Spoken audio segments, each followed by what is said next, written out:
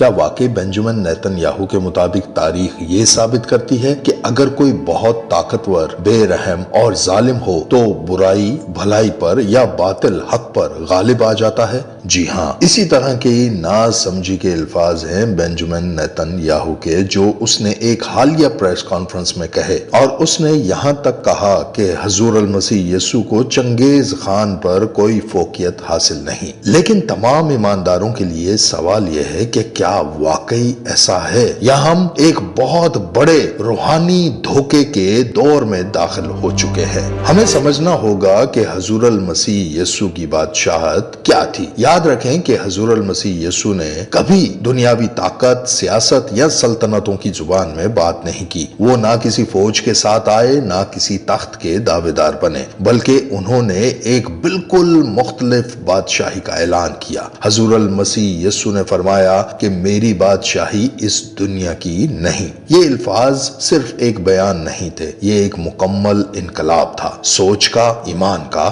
اور سچائی کا۔ اس وقت کے یہودی ایک ایسے مسیحا کے منتظر تھے جو آئے اور رومن امپائر کو شکست دے، ایک طاقتور سیاسی لیڈر بنے اور اسرائیل کو دنیا کی سب سے بڑی قوت بنا دے۔ ان کے ذہن میں مسیحا کا تصور تھا طاقت، حکومت، فتح اور غلبہ۔ لیکن جب حضور المسیح یسوع آئے تو سب کچھ مختلف تھا۔ انہوں نے نہ تخت مانگا، نہ تاج، نہ فوج، بلکہ انہوں نے ایک گدھے پر سوار ہو کر یروشلم میں داخل ہو کر یہ ظاہر کیا کہ ان کی بادشاہی عاجزی کی بادشاہی ہے۔ انہوں نے فرمایا کہ مبارک ہیں وہ جو حلیم ہیں، کیونکہ وہ زمین کے وارث ہوں گے۔ یہ وہ تعلیم نہیں تھی جو لوگ سننا چاہتے تھے، یہ وہ راستہ نہیں تھا جس کی انہیں امید تھی، کیونکہ انسان طاقت سے متاثر ہوتا ہے لیکن خدا دل کو دیکھتا ہے۔ حضور المسیح یسوع نے تلوار نہیں اٹھائی بلکہ صلیب اٹھائی۔ انہوں نے دشمنوں کو شکست دینے کی بجائے ان کے لیے دعا کی کہ اے باپ ان کو معاف کر، کیونکہ یہ نہیں جانتے کہ کیا کرتے ہیں۔ یہ ہے وہ بادشاہی جہاں محبت نفرت پر غالب آتی ہے، جہاں قربانی طاقت سے بڑی ہوتی ہے اور جہاں فتح ہتھیاروں سے نہیں بلکہ صلیب سے حاصل ہوتی ہے۔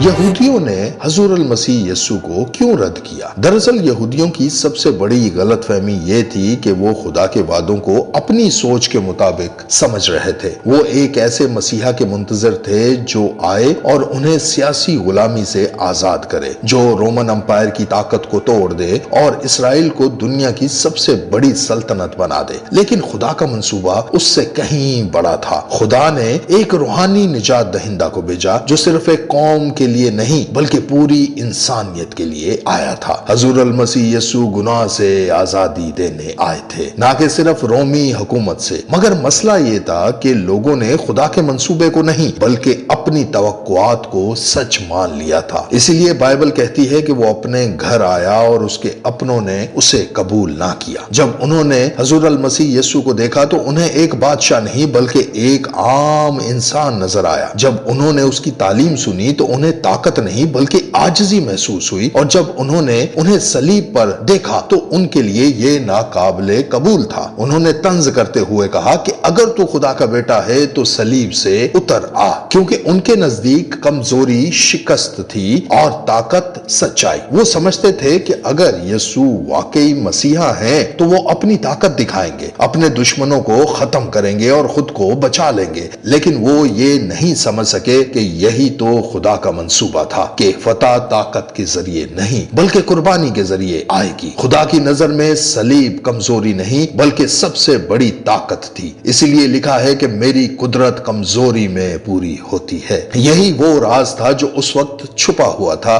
اور یہی وجہ ہے کہ انہوں نے اپنے مسیحا کو نہیں پہچانا۔ لیکن ان کا دل سخت ہو جانا ایک زندہ حقیقت ہے۔ بائبل اس حقیقت کو نہایت واضح انداز میں بیان کرتی ہے کہ جو کچھ اسرائیل کے ساتھ ہوا وہ اچانک یا اتفاقی نہیں بلکہ یہ خدا کے ایک بڑے اور گہرے منصوبے کا حصہ تھا۔ بائبل بتاتی ہے کہ اسرائیل کا ایک حصہ سخت ہو گیا ہے، اور جب تک غیر قومیں پوری داخل نہ ہوں وہ ایسا ہی رہے گا۔ یہاں ایک روحانی راز پوشیدہ ہے، دلوں کا سخت ہونا۔ یہ مکمل انکار نہیں بلکہ ایک عارضی حالت ہے۔ خدا نے اجازت دی کہ ایک وقت کے لیے اسرائیل کی آنکھیں بند رہیں تاکہ نجات کا دروازہ پوری دنیا کے لیے کھل جائے، یعنی غیر اقوام، یعنی ہم۔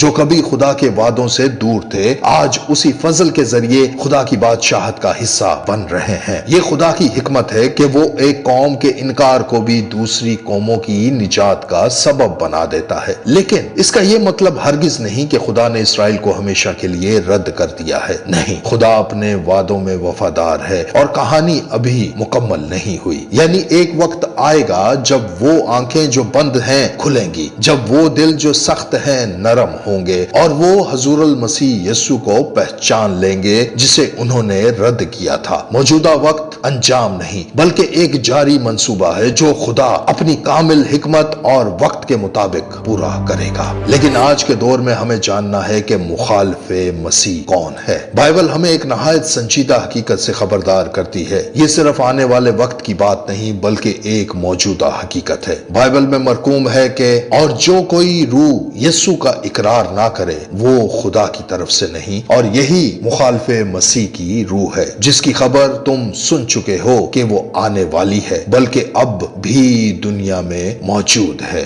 یعنی مخالف مسیح صرف مستقبل میں آنے والا ایک شخص نہیں بلکہ ایک روحانی اثر، ایک سوچ، ایک نظام ہے جو آج بھی دنیا میں کام کر رہا ہے۔ یہ ایک ایسی روح ہے جو سچائی کو بدل دیتی ہے، جو خدا کے اصولوں کو الٹ دیتی ہے اور انسان کو یہ یقین دلانے کی کوشش کرتی ہے کہ خدا کے بغیر بھی سب کچھ ممکن ہے۔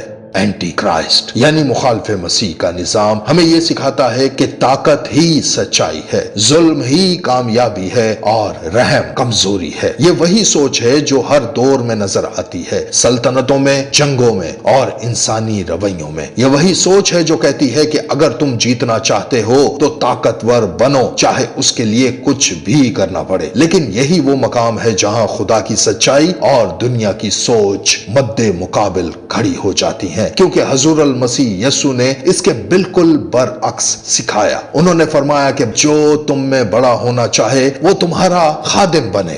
جب کوئی یہ کہتا ہے کہ برائی جیت سکتی ہے اگر وہ طاقتور ہو تو یہ صرف ایک سیاسی تجزیہ نہیں ہوتا، یہ ایک گہرا روحانی پیغام ہوتا ہے۔ یہ اس سوچ کی عکاسی کرتا ہے جو خدا کی بادشاہی کے خلاف کھڑی ہے، کیونکہ خدا کی بادشاہی میں فتح کا معیار مختلف ہے۔ یہاں عاجزی جیتتی ہے، یہاں محبت غالب آتی ہے اور یہاں سچائی آخرکار ہر جھوٹ کو شکست دیتی ہے۔ اسی لیے ضروری ہے کہ ہم صرف الفاظ نہ سنیں بلکہ ان کے پیچھے کام کرنے والی روح کو پہچانیں، کیونکہ اصل جنگ الفاظ کی نہیں بلکہ روح کی ہے۔ اصل جنگ کیا ہے؟ یہ جنگ صرف اسرائیل اور ایران کے درمیان نہیں ہے، یہ صرف سرحدوں، میزائلوں یا سیاسی بیانات کی جنگ نہیں، یہ اس سے کہیں زیادہ گہری ہے۔ یہ ایک روحانی جنگ ہے۔ بائبل ہمیں اس حقیقت سے آگاہ کرتی ہے، یعنی جو کچھ ہم اپنی آنکھوں سے دیکھ رہے ہیں وہ اصل کہانی کا صرف ایک حصہ ہے۔ اصل جنگ پس پردہ چل رہی ہے، دلوں میں، ذہنوں میں اور روحوں میں۔ یہ جنگ ہے سچ اور جھوٹ کے درمیان، نور اور تاریکی کے درمیان، خدا کی بادشاہی اور دنیا کے نظام کے درمیان۔ دنیا صرف طاقت کو دیکھ رہی ہے، کون زیادہ مضبوط ہے، کون زیادہ ہتھیار رکھتا ہے، کون غالب آئے گا۔ لیکن خدا اس طرح نہیں دیکھتا۔ وہ نہ فوجوں کو دیکھتا ہے نہ ہتھیاروں کو، بلکہ وہ دلوں کو دیکھتا ہے کہ کون سچائی کے ساتھ کھڑا ہے اور کون فریب کے ساتھ۔ یہی وجہ ہے کہ بائبل ہمیں خبردار کرتی ہے کہ ہم صرف ظاہری حالت پر نظر نہ رکھیں بلکہ روحانی حقیقت کو پہچانیں، کیونکہ اگر ہم نے اصل جنگ کو نہ سمجھا تو ہم غلط محاذ پر لڑتے رہیں گے، لیکن اگر ہم نے پہچان لیا تو ہم جان جائیں گے کہ ہماری فتح ہتھیاروں سے نہیں بلکہ ایمان، سچائی اور خدا کے کلام سے ہی ممکن ہے۔ مسیحوں کے لیے پیغام یہ ہے کہ آج ہم ایک ایسے وقت میں کھڑے ہیں جہاں ہمیں صرف حالات کو دیکھنا نہیں بلکہ فیصلہ کرنا ہے ہم کس بادشاہی کا حصہ ہیں، دنیا کی جہاں طاقت، سیاست اور خوف راج کرتے ہیں، یا خدا کی بادشاہت کی جہاں سچائی، محبت اور راست بازی غالب آتی ہے۔ یہ صرف ایک نظریاتی سوال نہیں ہے بلکہ یہ ایک عملی فیصلہ ہے جو ہمیں ہر دن، ہر لمحہ کرنا ہے، کیونکہ خدا ہمیں ہمیں واضح ہدایت دیتا ہے کہ بدی سے ملغوب نہ ہو بلکہ نیکی کے ذریعہ سے بدی پر غالب آؤ۔ دنیا ہمیں سکھاتی ہے کہ اگر کوئی تمہیں نقصان دے تو بدلہ لو، اگر کوئی تمہارے خلاف کھڑا ہو تو اسے گرا دو، لیکن خدا کا کلام ہمیں سکھاتا ہے کہ اصل طاقت معاف کرنے میں ہے، اصل فتح صبر میں ہے اور اصل جیت محبت میں ہے۔ یاد رکھیں کہ حضور المسیح یسوع نے صلیب پر شکست نہیں کھائی۔ جب وہ صلیب پر لٹکائے گئے تو دنیا نے سمجھا کہ یہ انجام ہے، کہ سچائی ہار گئی اور ظلم جیت گیا، لیکن حقیقت اس کے بالکل برعکس تھی۔ وہی لمحہ سب سے بڑی فتح کا لمحہ بن گیا، کیونکہ لکھا ہے کہ اس نے حکومتوں اور اختیاروں کو اپنے اوپر سے اتار کر ان کا برملا تماشا بنایا اور صلیب کے سبب سے ان پر فتح یابی کا شادیانہ بچایا۔ یعنی جسے دنیا کمزوری سمجھ رہی تھی وہی خدا کی سب سے بڑی طاقت نکلی۔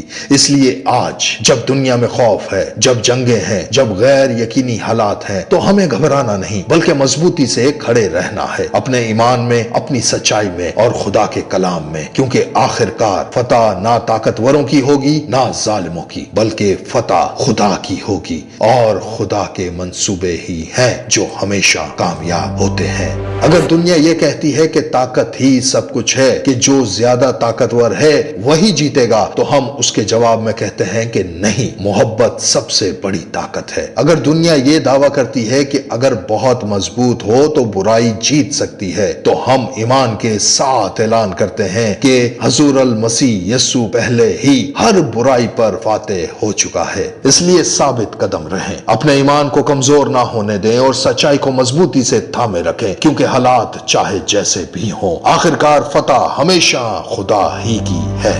اگر آپ اسی طرح مزید کلام کی گہری سچائیوں کو جاننا چاہتے ہیں تو اس چینل کو سبسکرائب کریں اور خدا کے کلام سے جڑے رہیں۔ خداوند آپ سب کے ساتھ ہو اور آپ سب کو بہت برکت دے، مسیح خداوند کے وسیلہ سے، آمین۔